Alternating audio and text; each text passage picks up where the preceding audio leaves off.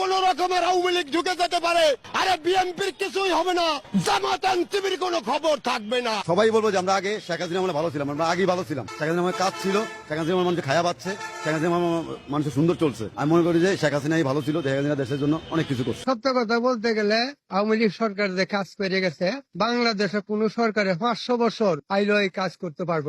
আমি আওয়ামী লীগ করি কি জনগণের মনে একটা আতঙ্ক ছড়াই দিছে যে আওয়ামী লীগ করলেই পুলিশে ধরে ভাই মিয়া, পুলিশে কি করবো মিয়া, আমরা পুলিশ ভয় পাই না মিয়া, আওয়ামী লীগের নেতা কর্মীরা কোন সময় পুলিশ ভয় পায় না মিয়া। সে একমাত্র কাজ করছে শেখ হাসিনা এরশাদ, মেট্রো করছে, পর্দা শুধু করছে। রাজপথে আন্দোলনের পথে আওয়ামী লীগ সরকার হলো রাজপথের সৈনিক, এরা যখন তখন আবার আসতে পারে। যেমন আমি নিজে আওয়ামী লীগ, আমি কি কারো অপরাধ করছি কারো কাছে?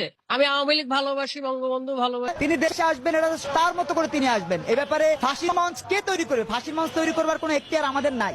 মামলা তো তারেক রহমানের বিরুদ্ধে ছিল, বাবরের বিরুদ্ধে 150 মামলা ছিল। বাবর কোথায় এখন? বাবরের বিরুদ্ধে কোনো মামলা আছে?